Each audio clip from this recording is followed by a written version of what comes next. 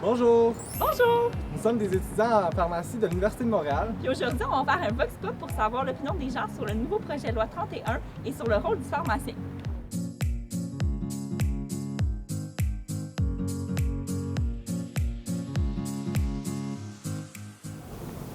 Si vous voulez avoir le vaccin contre l'influenza cet hiver, quel professionnel de la santé allez-vous voir? Pharmacien. J'imagine que j'irai dans mon médecin. Moi, j'irai au CLSC parce que j'ai pas de médecin. Une infirmière. Un médecin de famille.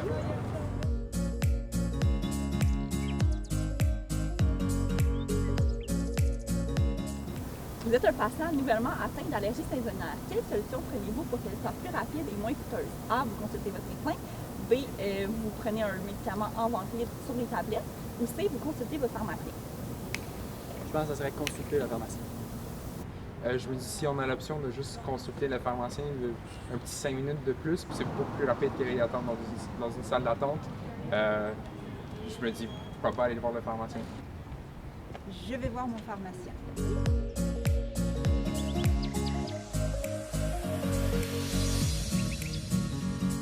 Combien de fois une visite à l'urgence coûte plus cher qu'une visite en pharmacie? A. 0 fois, puisque les deux coûtent cher. B. 2 fois plus cher. C. 10 fois plus cher. Ou D. 30 fois plus cher. Je dirais C, 10 fois. 10 fois plus cher. 2 fois plus cher. Certainement 10 fois plus cher. 2 fois plus cher? 10. Combien de prescriptions en moyenne est-ce qu'un pharmacien doit-il gérer par jour? Donc, on a A, 50, B, 400, C, 2000 ou D, 6000. C, moi, je dirais. 400. 400, je dirais. Ouais, D'accord. 400. 400 prescriptions?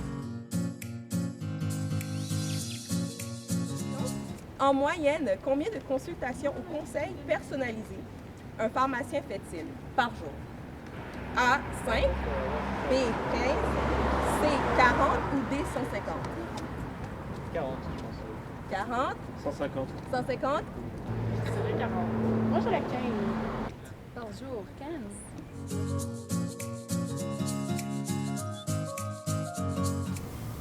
En un mot, comment décrirez-vous votre pharmacien?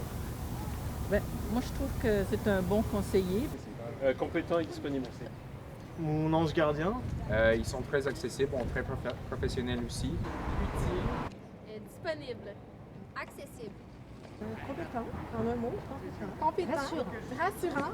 J'ai un très bon pharmacien qui est très au courant, qui explique beaucoup, donne des bons conseils. J'aime beaucoup mon pharmacien. Avec le rôle du pharmacien qui évolue de plus en plus vers le côté clinique, où tu vois la profession dans 10 ans? Dans 10 ans, je vois la pharmacie encore plus clinique, encore plus accessible, puis mieux intégrée dans le système de santé.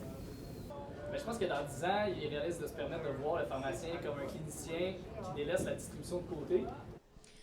Moi, je dirais surtout pharmacien prescripteur. Donc vraiment les médecins diagnostiques, pharmaciens prescripteurs.